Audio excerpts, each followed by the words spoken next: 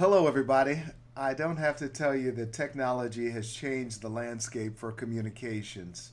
The fact that anyone with a cell phone can broadcast around the world is nothing short of amazing.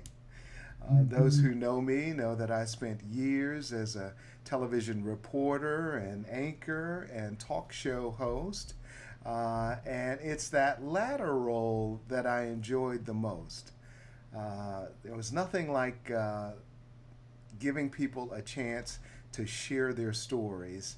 And that's what I am looking forward to doing once again. Stories can move you to tears and they can also inspire you to act. So, after some time on the sideline, I am getting back in the game, folks. No, I won't be in a television studio. But as I said, in this age of technology, your studio is literally anywhere you have an internet connection. And I'm going to do what I love doing most, giving people a platform to share their stories. Every show needs a name, right? Since Terry Owens was taken, I was kicking it with my daughter, and we came up with the idea for Conversations with T.O. So that's what we're going to call this, Conversations with T.O. My first guest on Conversations with T.O. is Krystal Taylor. Krystal is a certified personal trainer, nutritionist, and owner of Fitness is Not a Game. Krystal's bio says she loves avocado, but she is also a beer enthusiast. And Krystal joins us live via Skype, and let me pull her up right now. Well, hi, Krystal. Hey, Terry. Thank you so I much always for laugh making when I some hear your time for bio. us today. Let me get my audio going so I can hear you. There you go. Thank you again for joining us. Um, Beer and avocado. I got to tell Yeah. you. Well, thanks for having me. So, the reason why I include that is because a lot of times when people hear that I'm a trainer and a fitness nutrition specialist, they think it's all about eating healthy and clean all the time, and you have to restrict yourself. And I'm all about balance. I'm all about lifestyle shifts. So you have to have the things that you enjoy. And the thing about it, avocado, everybody knows is a great healthy fat. But then beer is not that healthy, but I still enjoy it, and I do both. And I just like to let people know that I'm human. It's not. I'm not going to sit here and say, oh, even though I drink a gang of water, I'm not going to say all I do is drink water all day and meditate. No, no, no, no, no. I live just like everybody else. Just figure out how to make it healthier. That's Hey, all. life is not about deprivation. And in honor of you, I've got my Yeah. water. So, like a lot of people, I have been working either in my basement or in my kitchen for the last 8 or 9 weeks. And that Mhm. means every time I walk by the kitchen, I'm grabbing a handful of cookies or some potato chips or something. And Mhm. needless to say, I've put on a few pounds. Mhm. And so that's why I wanted to kick this thing off with you so you can help me figure out how I stop this eating needlessly and then begin the process of working off this weight. Okay. Well, that's the thing. It's not about stopping. It's about making healthier decisions and balancing it out. Because I wish I'd have thought about it. Because within my arm reach, I actually have Oreo thins. I do. But at the same time, I'll tell you, I have them hidden. So I only get them when I need them. But what I do have right in front of me, I have like some trail mix and like some little wheat thins or whatever. So it's all about, for me, out of sight is out of mind, and what's in your vision is what you're going to go for the most. So what I do is for those snacks that are not the healthiest, I put those, like, they're not on the top shelf in my pantry. They are on the bottom shelf. I have to look for them. In the kitchen, I make sure that I keep my fruit visible. So, but those are some of the tricks that I like to do. And if you see, I have like little small containers. Let me ask you a question, Terry. So when you snack, are you grabbing the entire container? No, no, I will get a small bowl or something and put it in, Okay, good. but that doesn't work because if you fill the bowl up 6 times, you've not done Yes. anything. so this is what I want you to do too, because you have your water. That's why I tell, like when I get my Oreos, I get my little four of them because I know that's the serving size, and I put the container back, and then I go somewhere else to eat them, and I drink a gang of water. And if I think I want some more, I drink more water, and I give it about another 10 to 15 minutes to see if I actually want more before I go back. Because the thing about it is that it takes about 20 minutes for our bodies to digest what we put in it. So a lot of times we'll eat until we're satisfied and until we're full, and that's when you've gone too far. But if you give it, you take your serving, your bowl, that's dope because I do the same thing like my potato chips and all that stuff. I put it in the bowl, then I go somewhere else, and then I give it. You have to give your body a chance to catch up with the head, So I don't want you to think that you can't eat that stuff because there's no such thing as a bad food. It's very important how we talk to ourselves and our relationship with food is important. If you tell yourself, oh man, I ate something bad, then you're telling yourself that you've done something bad, that you have to punish yourself in some type of way. And that's why a lot of people don't like to exercise because they look at it as a punishment as opposed to looking at something that is good for ourselves and good for our bodies. Now, you can make some unhealthier decisions, but there's no such thing as a bad food. So what I also would recommend is that tell yourself, because the other thing is when people eat, they'll say, oh, I ate all those cookies, so now I have to work it off, right? It's like a punishment, right? But if you say, right, it's the truth. And a lot of times people say, oh, I worked out for an hour, now I get to eat those cookies. No, stop that. If you just say, like you said, there's no such thing as deprivation, it's all about balance. For me, I know that when I eat cookies, that goes against my goals. So I'll tell myself to balance it out. This is it's all how you talk to yourself. It's not that I'm like, oh gosh, now I have to go run an extra mile because I ate those cookies. I say, well, you know what? Because I know I want some cookies, I'm just gonna go ahead and balance it out and run me an extra mile or so. So tell yourself that if when you choose something that's not the healthiest, balance it out with something else that you know is healthier. It Does sounds that it make sense? sounds like you're talking about mindset and the importance Yeah. of watching that. Why is that important in what you do? Because if your mind is not right, nothing will go right. Like seriously, if and that's the thing. A lot of people, let's talk about stress eating because at this point, we're all stressed, whether we want to be or not. We try not to be stressed. I did my Rona run this morning, and the whole process in itself is stressful. It's just like, oh my gosh. Just when I say this was the first time I had been out of my house in my car in probably almost 2 weeks. Like Wow. I really limit how frequently I go out in public. I'll go for walks and runs, but going to the stores is such a process. I like the efforts that are taken to make sure it's safe, but it just reminds you of what's going on around you, right? So it is a task. So when things are stressful, people say that they stress eat, but what it really is just a way to try to regain some type of control. We can't control what's going on outside. So you know what I can do? I can eat those Oreo thins, though, man. It's like that's how we take our control back by doing something that we know we're not supposed to really do, especially as frequently. But yes, you have to say, you know what? I want something better for myself. So this is why I get to do it. This one of my favorite memes that I've seen on the internet and I've shared in the Facebook group is that instead of saying I have to work out today, say I get to work out today.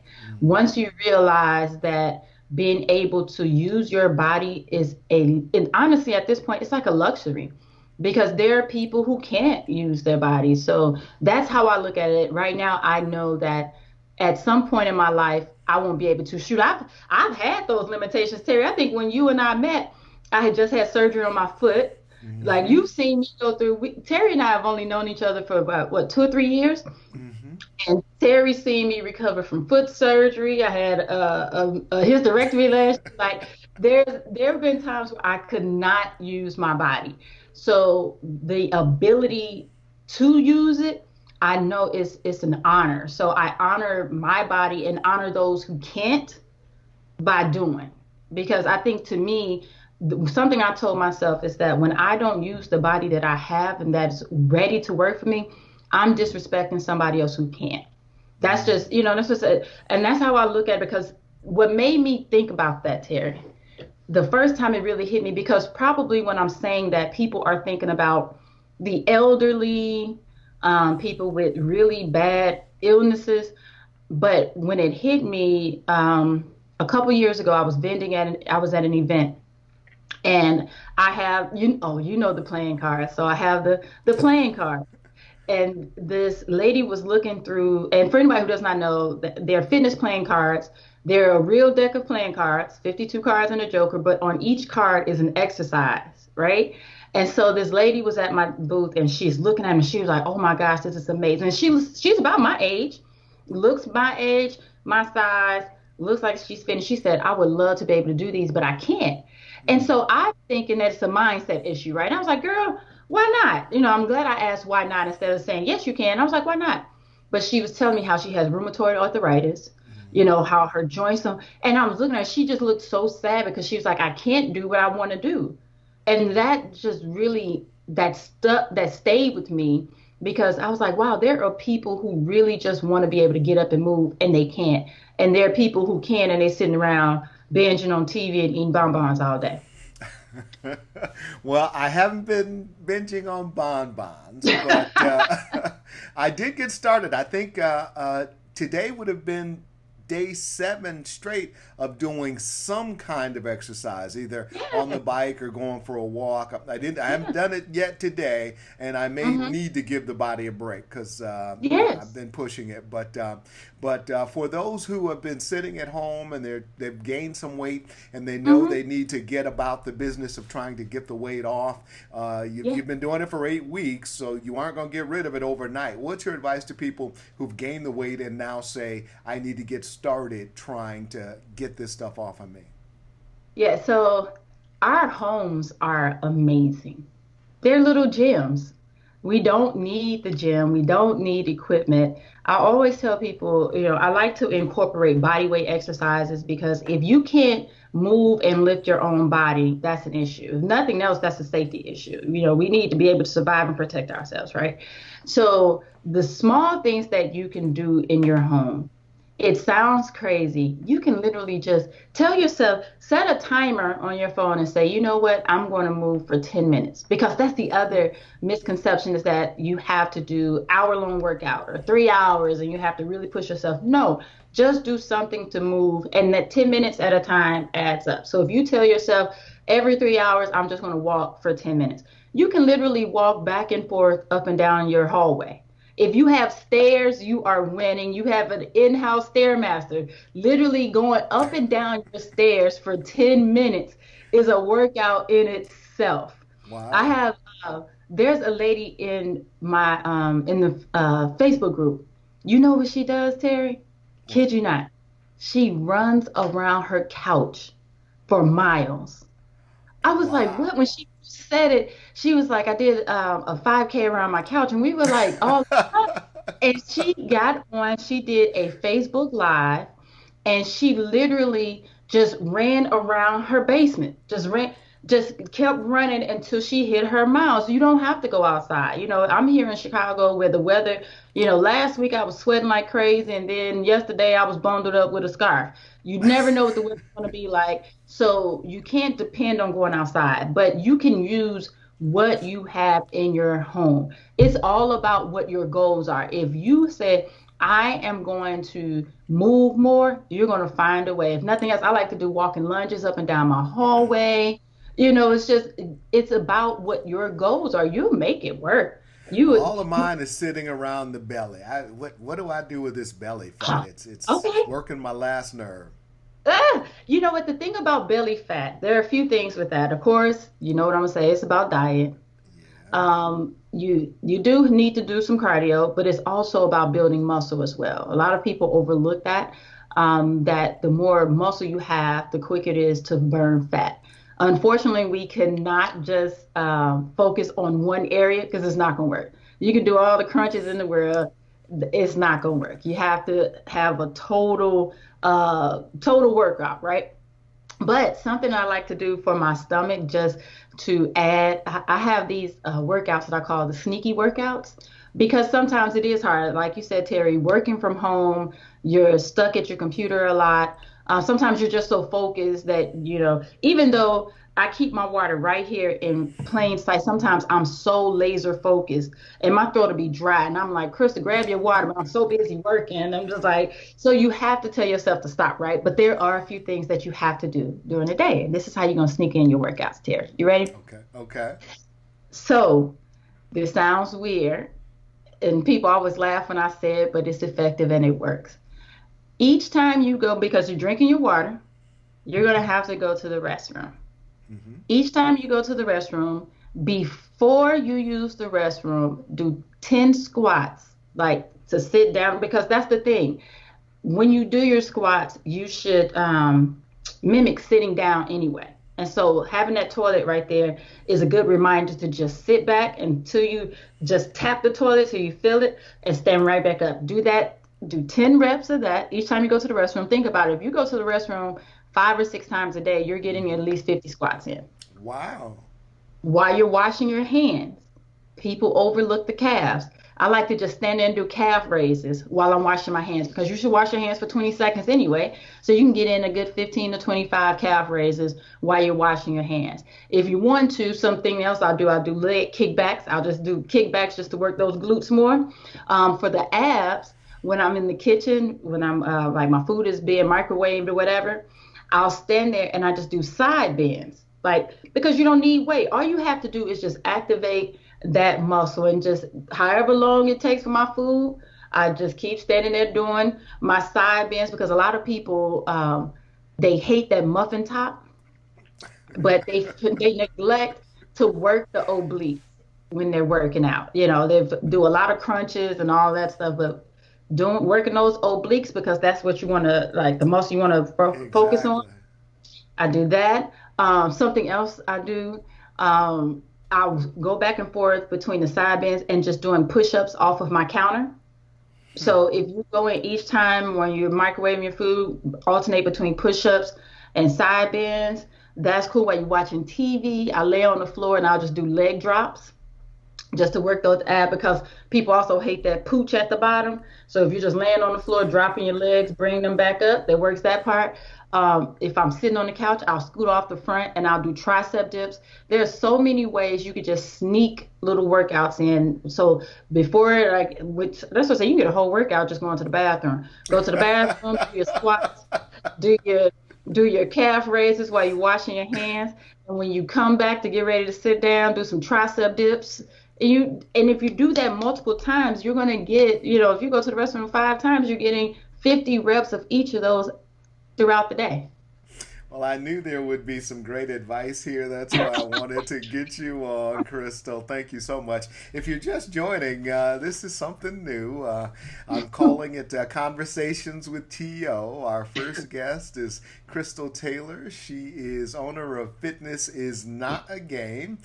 She's based in the Windy City of Chicago, but she is an entrepreneur who has products online and available to anyone everywhere. And Crystal, that's what I want to touch on next. A little bit about your journey as an entrepreneur, how you got interested in working for yourself, and what the journey's been like. Because I've watched Deborah for the last 15 years. I know it's not easy, but when you're passionate about something, you find a way to make it work. How'd you get Yeah, started? that's interesting. So my husband and I both have the same degrees. We met in college. We have marketing degrees, and we both have our MBAs. But we didn't start dating until we got in grad school. Whole nother story. But what was funny is once we got married, he kept saying he's a serial entrepreneur. He's known ever since he was a child that he wanted to have his own business.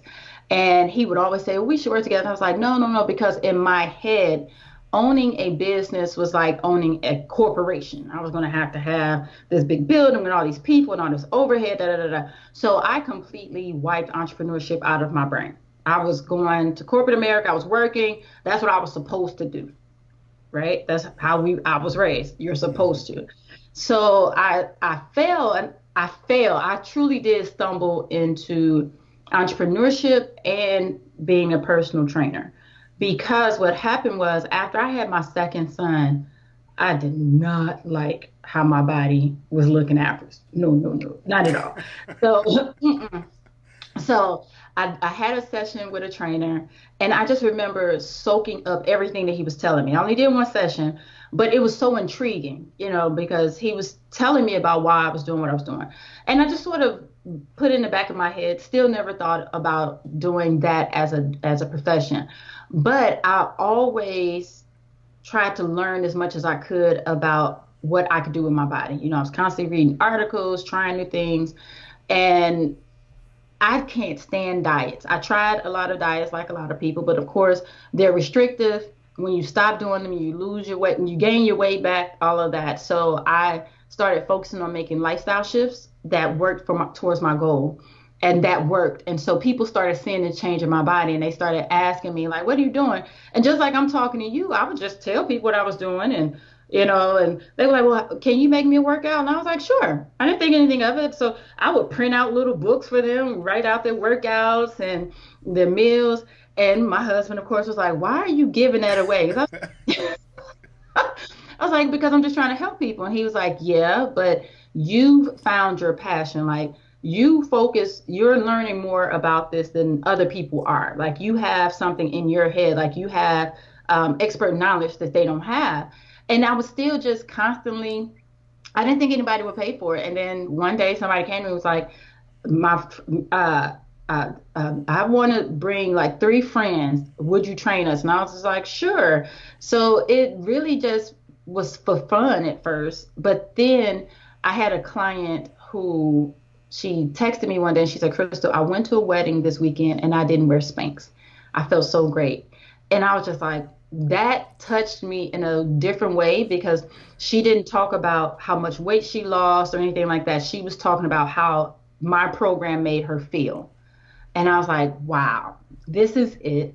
And so I said, okay, I need to make this my priority to help as many people like her feel that way. That's what my goal is. So that's why when when you read my bio or you hear me do my introduction, I don't really talk too much about weight loss. It's about living a healthier life. That's my goal because too many people, in this day and age, way before this pandemic, there's just too much going on. I've lost way too many friends to cancer and heart disease and all of that. And it's just, we just need to live better. So that's my drive. And like you said, it is not easy.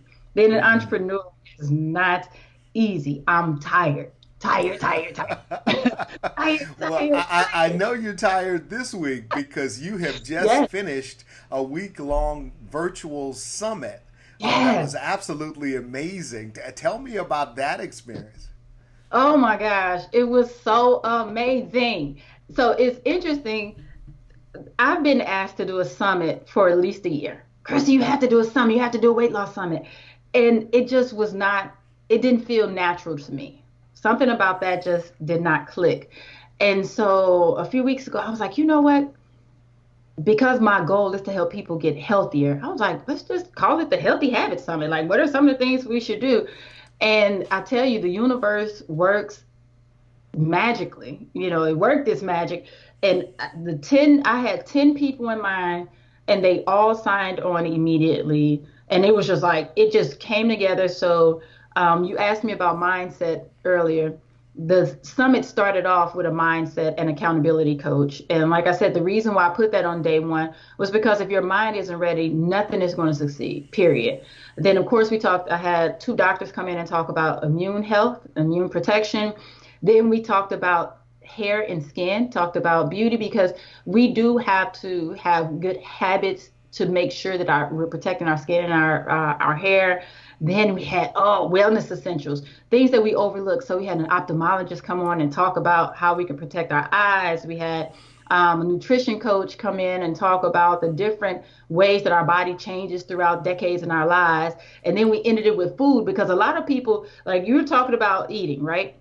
A lot of people eat poorly or have make bad, unhealthier decisions, we should say, because they're not exactly sure what to do. They're not, they don't think they have the time to prep. So when you don't have a lot of time, you just grab whatever's there. Just grab Mm. it. So we focused on food prep, that simplified food prep, simplified veganism. Just, yes, the summit was amazing. It was way more than I thought it was going to be or could have expected, I should have said. It was amazing. It Well, truly was. You see, I'm still beaming. Like congratulations. that was I did not get a chance to see a lot of it, but I did get to poke my head in a little, and it looked like it was just an amazing event. And this was spread over multiple days. This wasn't just a 1 day deal. And you utilize the technology that's changed the landscape for everybody. And well, tell me if people, is there an opportunity for people to still see it? Oh yes, absolutely.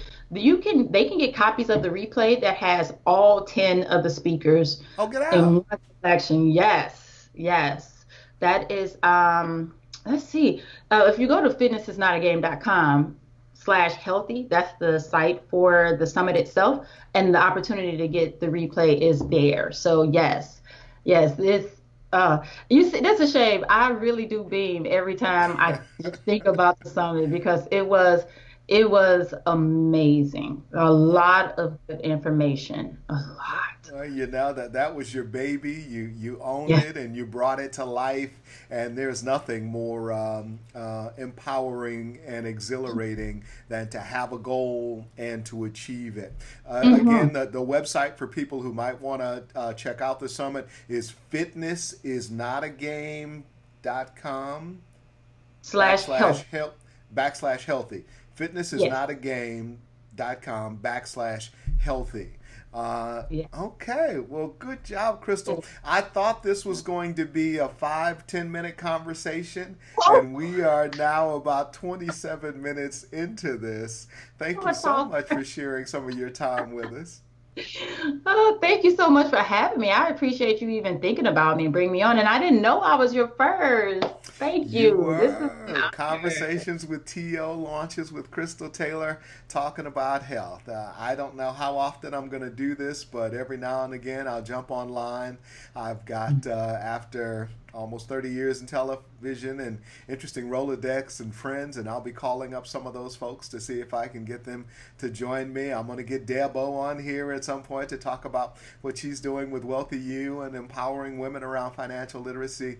But lots of folks, just real talk. I mean, I tell you, over the years I had an opportunity to interview lots of celebrities, but some of the best stories were everyday folk who had done something that caught my attention and brought them on and gave them a chance to share. And you just never know where you're going to find your inspiration. And it's all about lifting people up. And that's what I'm going to try and do. Yeah, this is awesome, Terry. I love that you're speaking to everybody, everyday people about their stories because everybody has a story. It's amazing if you just stop and listen. Because just even talking with you, listening to your intro, it's so great to learn those outside things about people. And it's funny how we live lives that we think are mundane, but they inspire people in so many different ways. So I'm learning from you, and we'll talk about it offline, but I'm learning from you already, and you don't even know That's it. So, that's right. You yes. tell Fred I'm gonna be hitting him up too, cause that brother know he got a story. And I'll tell you this, he talks just like me, so don't expect it to be 5 or 10 minutes. Sounds good. All right, Krystal. Thank you so much. Oh, you're very welcome, Terry. Thank you. Well, this has been Conversations with Terry Owens. I really appreciate you watching. We've got a website called, I'm sorry, it's Conversations with TO. And we're building out a website, Conversations with TO. I'm going to be posting all of these videos there, and we'll see you next time.